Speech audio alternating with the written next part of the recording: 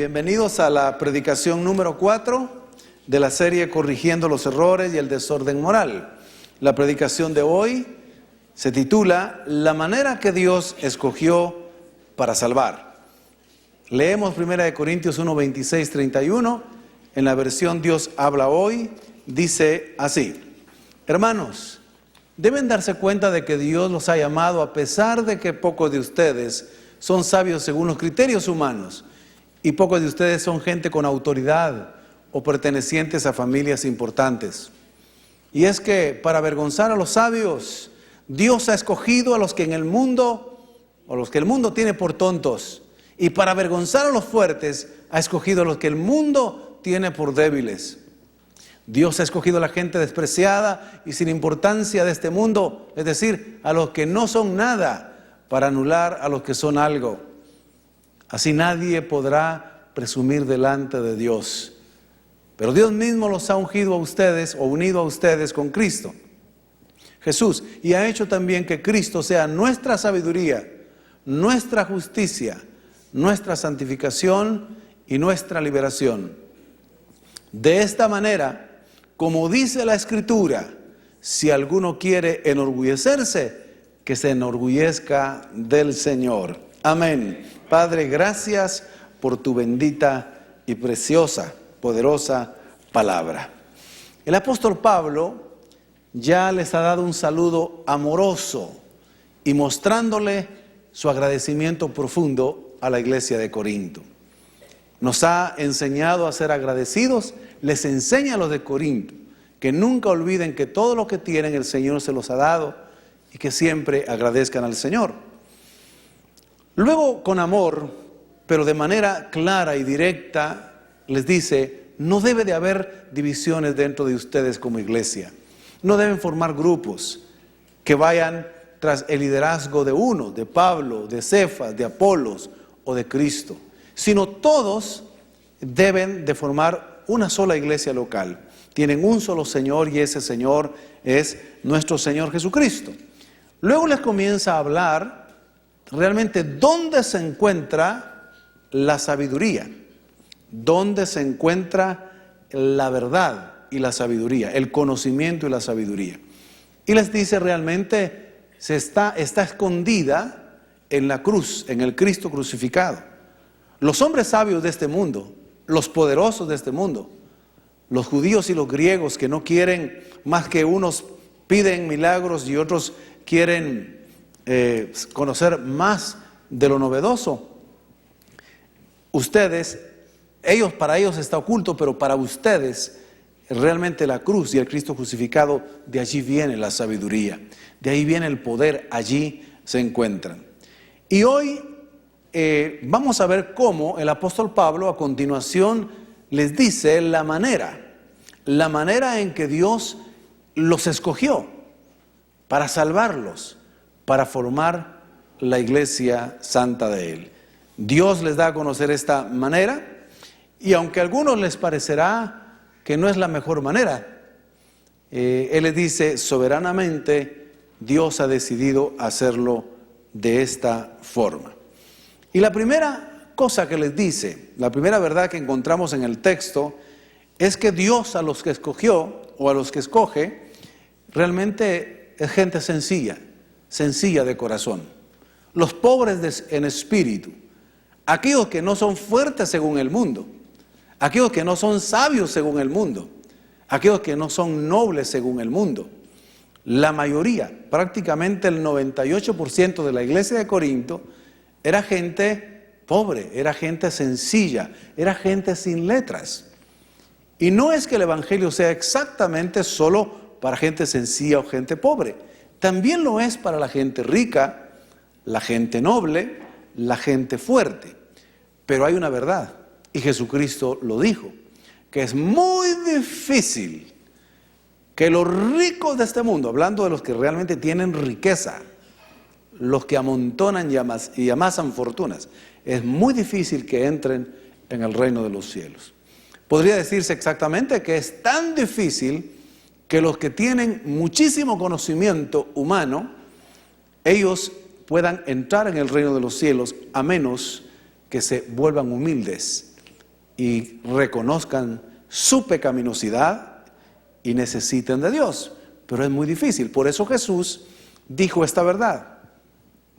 Es más fácil que un camello de casi 3 metros de estatura, un camello, incluyendo la joroba, tal vez un poquito más, los camellos son jorobados, son muy altos, casi el doble de la estatura de un caballo.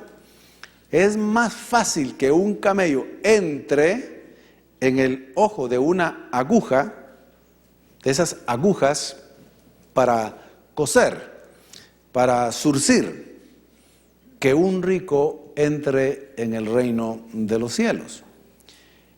Jesús estaba diciendo esta verdad por medio de una hipérbole, una exageración por contraste.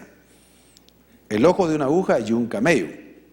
Así como lo hizo también en otra ocasión con los fariseos cuando dijo: ustedes cuelan el mosquito chiquitito y se tragan el camello. Entonces está diciendo esa verdad. Es más fácil, imagínense. Realmente ahora, ¿es fácil meter un camello en el ojo de una aguja? Es prácticamente imposible. Por eso los discípulos le dijeron: Señor, pero eso es imposible. Sí, dijo, pero para Dios todas las cosas son posibles. O sea, hay excepciones. Pero en general, la gente de Corinto era la gente que no sabía leer, era la gente que tenía escasos recursos económicos, era la gente que no tenía apellidos de familias importantes. ¿Por qué? Porque ellos, en general también, son los que más disposición tienen de escuchar las buenas noticias del Evangelio. Las buenas noticias del Evangelio. Son los que están dispuestos a confiar en Dios porque no pueden confiar en sus riquezas. El hombre rico tiende a confiar en sus riquezas. El hombre que tiene mucho poder de otro tipo tiende a confiar en ese poder. El hombre que tiene demasiado conocimiento tiende a confiar en ese conocimiento. Por eso prácticamente lo anuncia el profeta, que cuando vendría el Mesías, el ungido, el Espíritu del Señor estaría sobre él. El Espíritu del Señor está sobre mí, dice Isaías 61 y en Lucas 4:18. Está sobre mí por cuanto me ha ungido para libertar a los cautivos, liberar a los oprimidos, devolver la vista a los ciegos, sanar a los enfermos y predicar el año agradable y predicar el Evangelio a los pobres. Y eso se hizo una realidad en la iglesia de Corinto. En general, también hoy, la gente que no puede confiar en las cosas que confían las personas que he mencionado, tienen más sencillez en su corazón para confiar en Dios. Hay excepciones. En la misma iglesia de Corinto habían hombres y familias que, si eran poderosas, eran muy ricas y eran nobles. Está el nombre de Crespo, el nombre de Gallo, también está el nombre de Erasto, que era el tesorero, y otras familias que eran la excepción, digamos, porque sí tenían recursos, habían confiado en el Señor. Pero Él les dice que Dios los ha escogido a ellos a pesar de que no tienen nada, de qué enorgullecerse según el mundo. De que Dios los ha escogido a pesar de que ellos son los marginados por la sociedad. Recordemos en la parte introductoria que dimos de la predicación en la iglesia de Corinto, que la mayoría eran esclavos los que vivían ahí. Entonces un esclavo no tenía nada. ¿Qué nombre iba a tener? ¿Qué nobleza iba a tener? ¿Qué reputación iba a tener? ¿Qué riqueza iba a tener? Nada, absolutamente nada. Pero Dios quiso en su amor y su misericordia revelarse a ellos, predicarles el Evangelio, y ellos se convirtieron al Señor. La segunda verdad que encontramos en este pasaje es que Dios escogió esa manera, Él, el todo soberano, el Dios todopoderoso, creador del cielo, de la tierra, del universo, escogió esta manera para avergonzar a la gente importante de este mundo. Oiga lo que dice versículos 27 y 28. Y es que para avergonzar a los sabios, Dios ha escogido a los que el mundo tiene por tontos. ¿Sabe que el mundo, a la gente sencilla, pobre, la tiene a veces por tonta? A la gente que no tiene influencia. Y es más, cuando se convierten o nos convertimos al Evangelio, la gente poderosa del mundo, noble, sabia según el mundo también, sabe que nos tiene por tontos. ¿Sí o no? Dice, los evangélicos, dice, esos cristianos, esos son ignorantes, esos son tontitos. Pero Dios escogió precisamente de lo necio, de lo ignorante. Dios escogió de lo sencillo para avergonzar a los fuertes. Estamos leyendo otra vez. Y es que para avergonzar a los sabios Dios ha escogido lo que el mundo tiene por tontos, y para avergonzar a los fuertes ha escogido a los que el mundo tiene por débiles. Recuerdo que hace muchos años evangelicé a una persona de familia noble, con mucho dinero. Tuve la oportunidad de hablarle del Señor, pero me dijo estas palabras. Mire, me dijo, lo que pasa es que la mayoría de los que aceptan o creen el Evangelio es gente débil, me dijo. Es gente que no puede enfrentar sus propios problemas. Es gente que no tiene la fuerza moral y mental para hacerle frente a la vida. Me dijo, por eso es que buscan que Dios les ayude en algo. Pero uno que es fuerte no necesita de Dios, me dijo. Así me lo dijo. Y yo dije, bueno, la verdad es que sin querer está hablando parte de verdad. Porque nosotros nos entregamos a Cristo porque nos dimos cuenta que solos no podíamos. Por eso nos entregamos a Cristo, ¿no? Porque nos dimos cuenta de nuestro pecado, de nuestra imposibilidad de vencerlo, de nuestra esclavitud, de nuestro hastío de la vida, de todo lo que nos rodeaba y la forma que estábamos viviendo. Había un vacío profundo en nuestro corazón.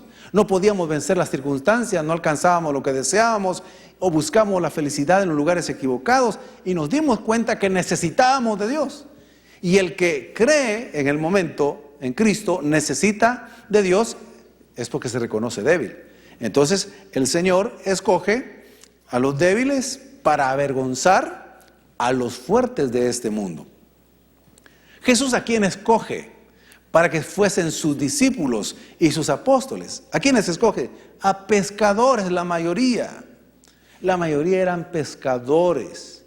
Y también algunos eran recaudadores de impuestos. Gente de mala reputación. Gente que robaba, gente corrupta. Pero que cuando Él los llama, ellos se arrepienten, creen en Él y lo siguen. La mayoría de los pescadores eran analfabetas, no sabían leer. Uno que otro sabía leer. Pedro sabía leer, pero creo que leía muy poco. Era gente realmente ignorante. No era gente refinada. No venía de una familia noble. No venía de una familia rica, ni una familia de sabios, de rabinos, sino que sencillamente venía del pueblo común. El texto nos enseña que Jesús, cuando estaba predicando, las multitudes le seguían, pero la mayoría, dice el texto, que eran publicanos y pecadores los que lo seguían. Entonces, cuando los fuertes de este mundo, los nobles de este mundo, los sabios de este mundo le dicen, pero si los que te están siguiendo son publicanos y pecadores, Jesús les dice, bueno, es verdad, pero los que están enfermos son los que necesitan de médico. Los que están sanos no necesitan de un médico. Entonces, en otras palabras, dice, ellos están reconociendo que necesitan sanidad para su alma, para su vida, y por eso es que me están buscando. Vemos entonces que Jesús les tiene que decir a ellos, a estos que le criticaban, que en efecto Dios va a salvar principalmente a aquellos sencillos de corazón, aquellos publicanos, aquellos pecadores, aquellos gentiles que reconozcan su necesidad. Y ellos son los que van a ir delante de aquellos que se creen importantes en este mundo y que al final no van a ser salvos. Oiga lo que dice Mateo 21, 31, 32, Reina Valera contemporánea, dice así: ¿cuál de los dos hijos hizo la voluntad de su padre? Ellos respondieron: el primero. Entonces Jesús les dijo: de cierto les digo que los cobradores de impuestos, arrepentidos, ¿verdad?, y las rameras arrepentidas, les llevan la delantera hacia el reino de Dios. Siguiente versículo: porque Juan se acercó a ustedes para encaminarlos en la justicia, a los religiosos, a los sabios, a los grandes, y no le creyeron, mientras que los cobradores de impuestos y las rameras le creyeron. Pero ustedes, aunque vieron esto, no se arrepintieron ni le creyeron. Dios entonces escogió a gente marginada, escogió para salvar a gente despreciada, sin importancia. En otras palabras, que no son nada ante el mundo, pero lo hizo para avergonzar a los que en este mundo son algo, o son mucho, a los que en este mundo tienen los honores, los poderes, los reconocimientos, las grandezas, las riquezas. A esos los avergüenza Dios, levantando gente sencilla, gente humilde, salvándola, formándola su iglesia y luego mostrando su gloria y su poder en esta gente sencilla. Oiga lo que dice Hechos 4:3 en la Reina Valera contemporánea. Entonces, dice, al ver el valor de Pedro y de Juan, aquellos hombres sencillos, ¿verdad?, que Jesús llamó, ¿y cómo sabían que ellos eran gente del pueblo? O sea, sin letras, sin mucha preparación, dice, se maravillaban al reconocer que habían estado con Jesús. La Reina Valera dice que se asombraron de ver a estos hombres que hablaban con tanto denuedo, con tanta entrega, con tanto valor, con tanta sabiduría, y eran hombres sin letras, sin preparación. Se maravillaron y reconocían que habían estado en Jesús. ¿Por qué entonces, además de que el Señor lo hizo de esta manera para avergonzar a la gente importante, por qué lo hizo de esta manera? Escogiendo a la gente más sencilla. Al escogerla, es decir, Él llama a la gente sencilla, a la gente pobre, a la gente marginada, a los pecadores. Lo hace para que nadie, esa es la tercera verdad, para que nadie se jacte en su presencia. Versículo 29.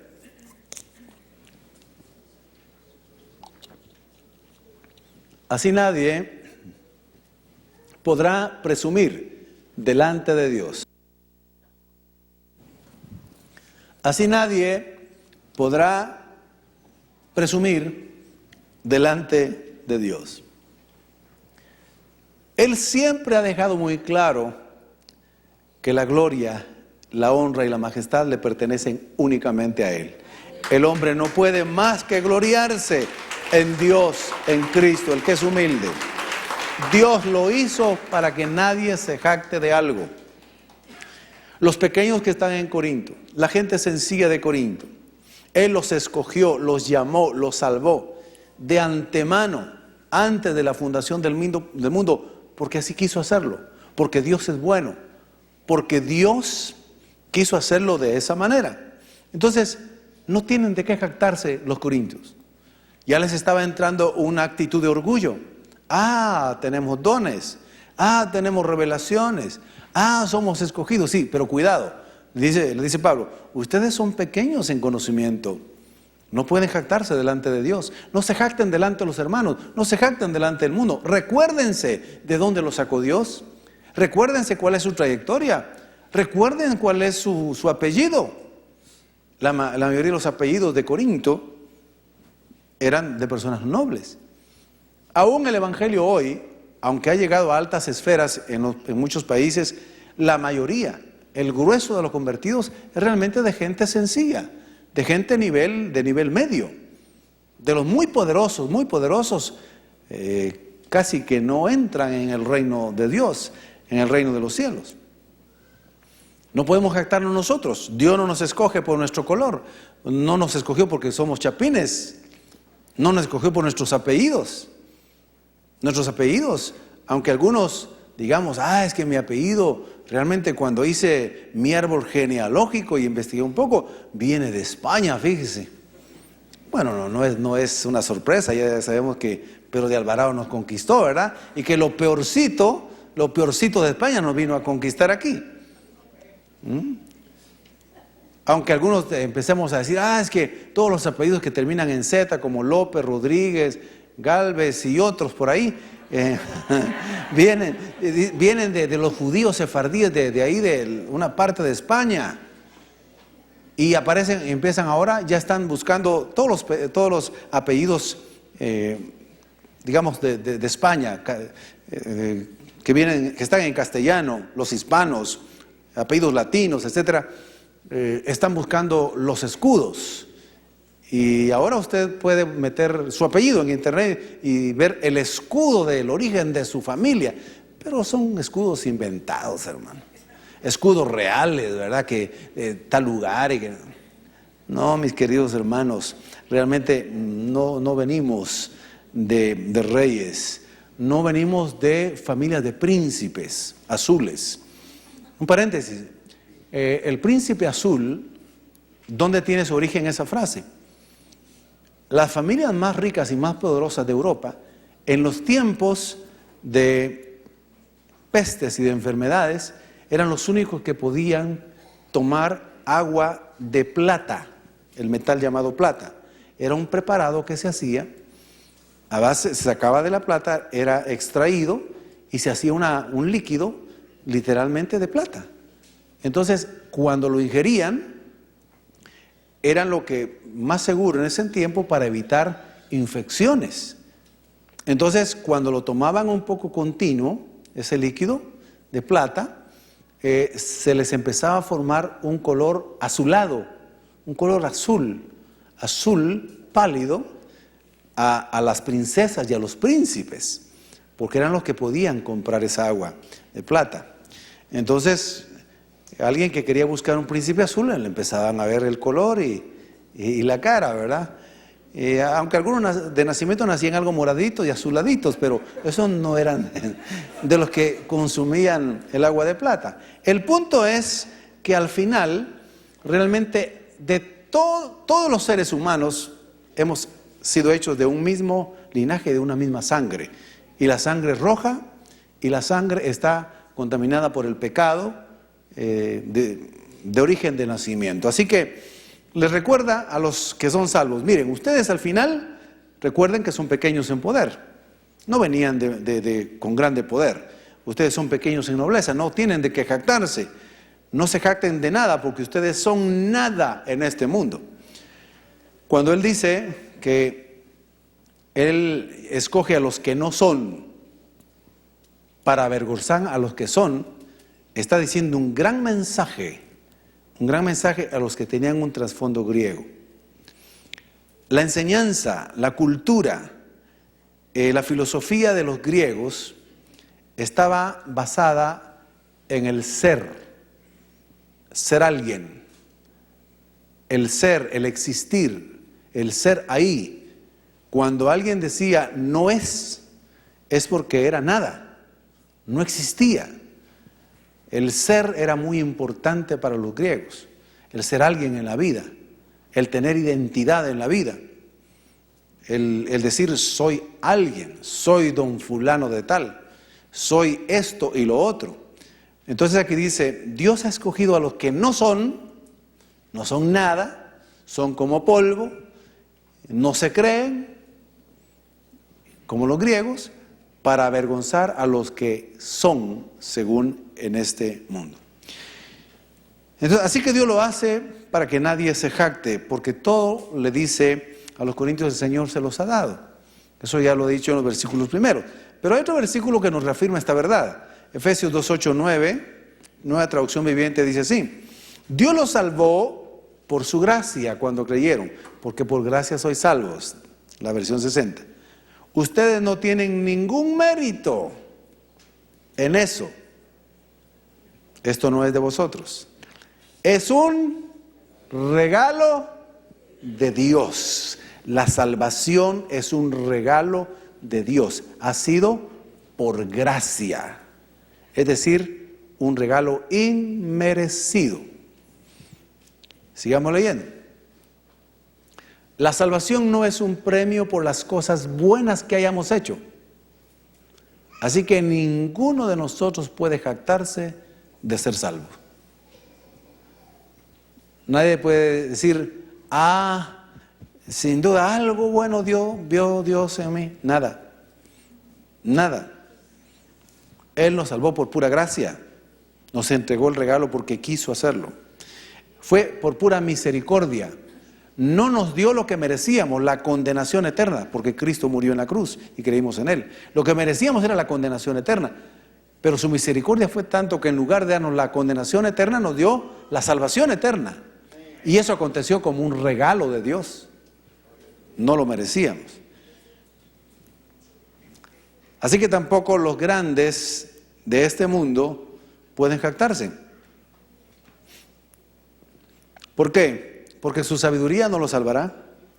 Ha sido rechazada por Dios, ya lo vimos. Dios ha enloquecido la sabiduría de este mundo. Dios los ha hecho necios e ignorantes. Dios los ha atrapado en su propia astucia y conocimiento. Por eso la gente más inteligente para haciendo las cosas más tontas y ridículas. Porque Dios, viendo la soberbia que hay en su corazón, enloqueció la sabiduría de los sabios de este mundo. Entonces no se pueden jactar de su sabiduría para salvación. Su poder tampoco podrá salvarlos.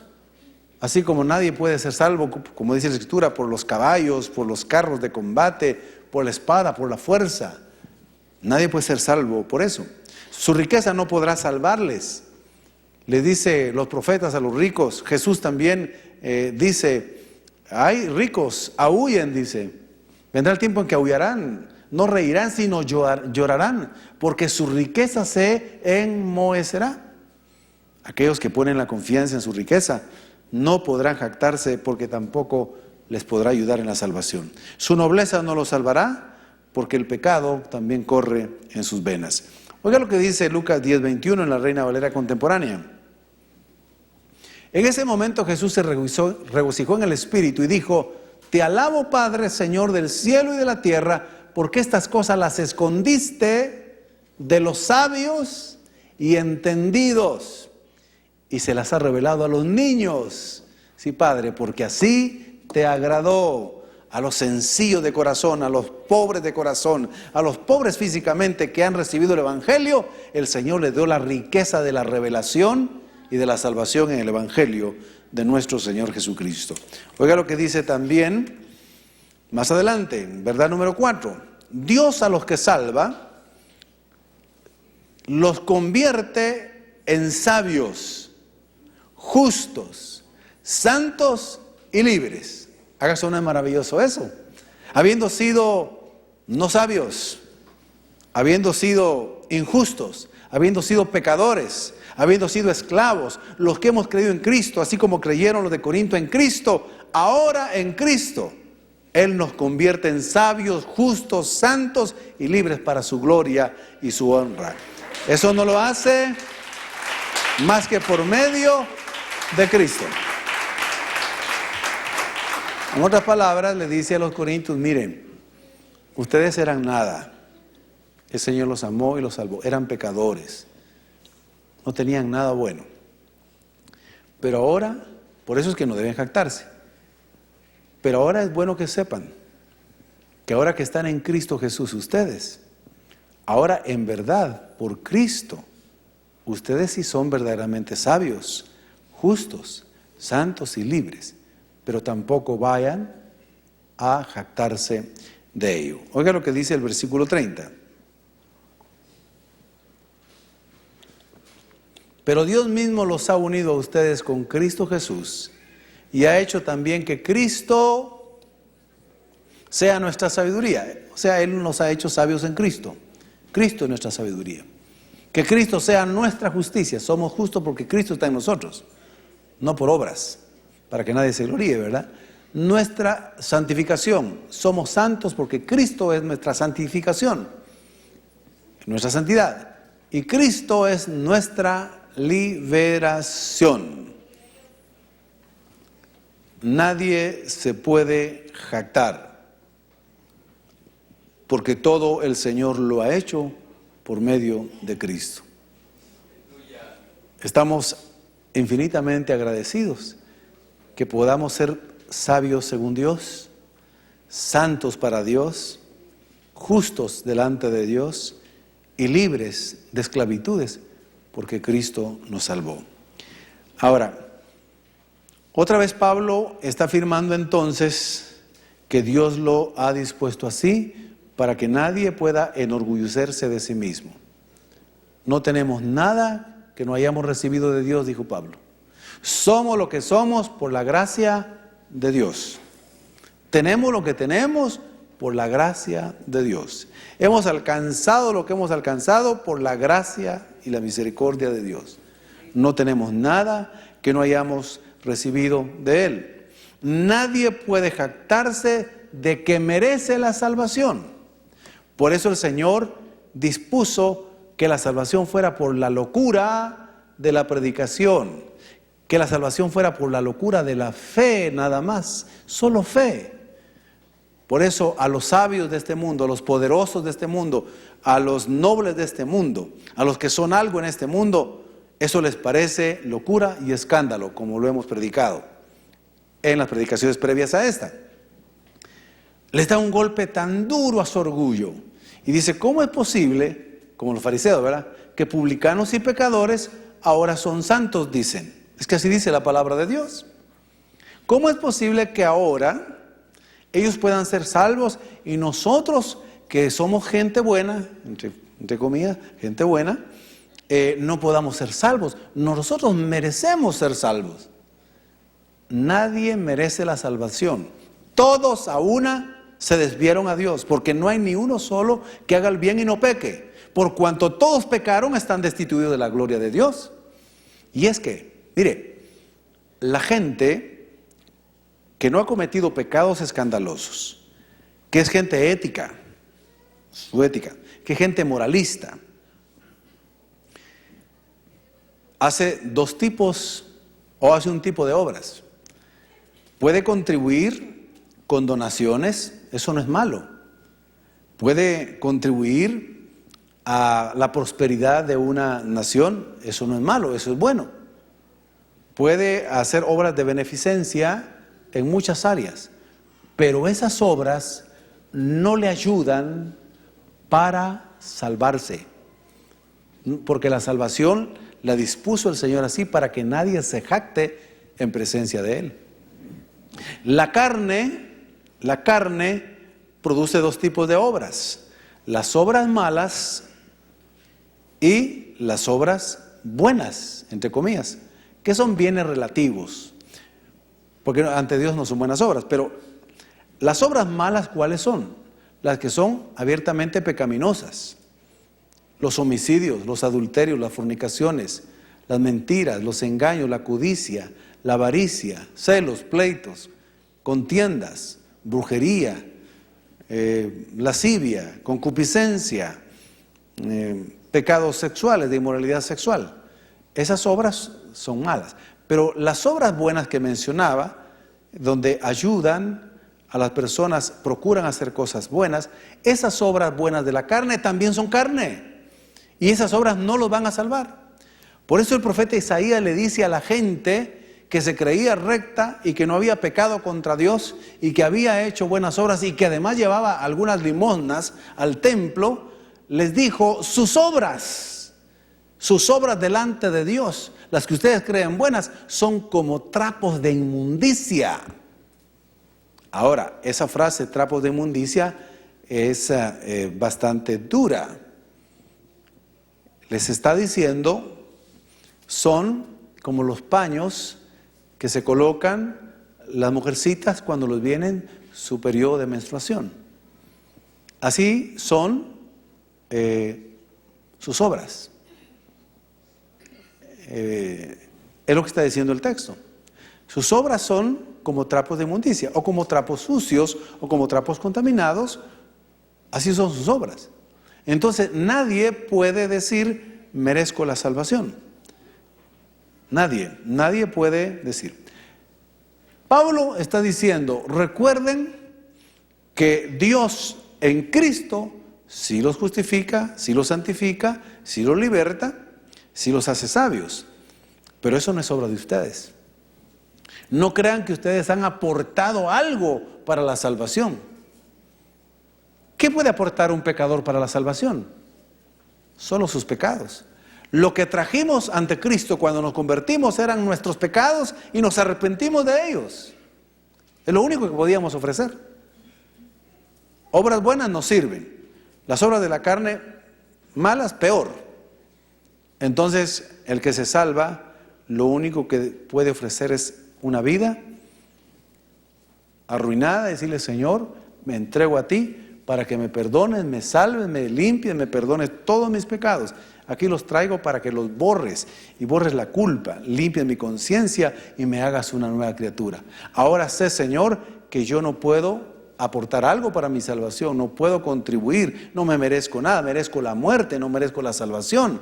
Señor, te doy gracias por haberte fijado en mí y haberte tenido misericordia de mi pecador.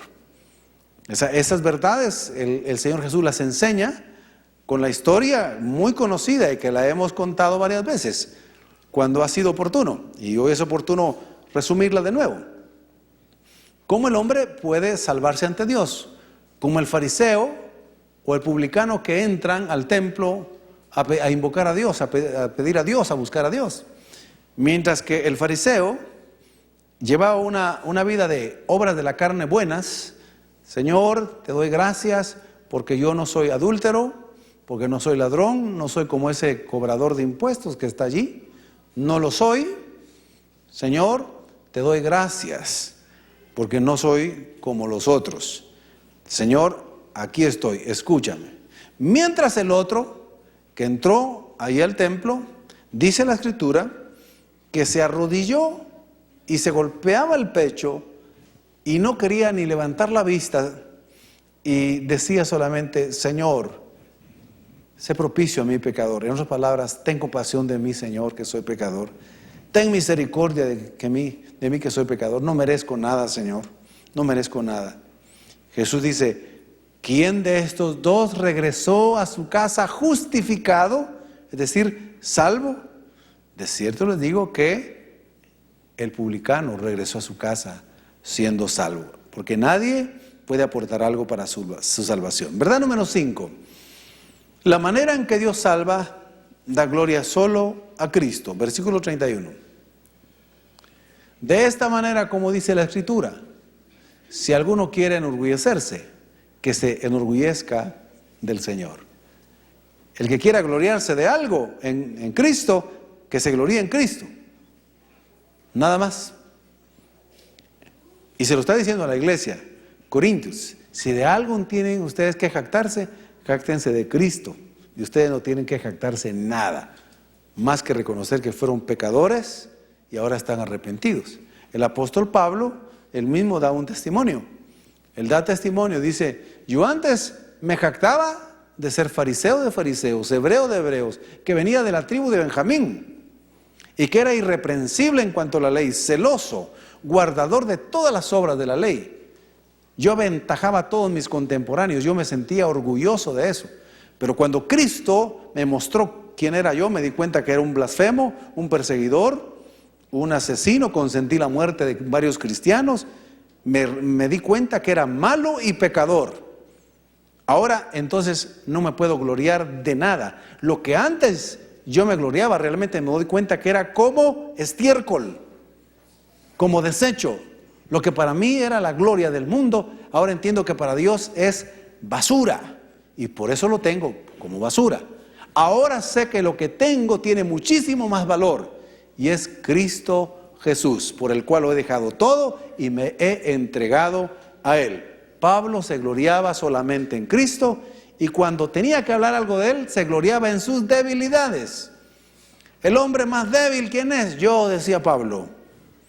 El hombre que fue más pecador, yo, decía Pablo. Y Pablo no estaba bromeando. Él dijo, grande es este misterio, que Dios haya venido en carne a salvar a los pecadores, de los cuales yo soy ¿Qué dijo Pablo? Yo soy el primero. Y estaba diciendo, de verdad, fue muy pecador Pablo. Así que, mis queridos hermanos, la manera en que Dios escogió para salvar a los corintios y formar la iglesia no da lugar a que ni pequeños ni grandes, según el mundo, se crean merecedores de algo, sino humildemente reconozcan que son nada, como polvo. Pero qué hermoso saber que cuando creen o creemos en Jesucristo, nos hace verdaderamente sabios, justos y libres de toda esclavitud. Amén. Pónganse de pie.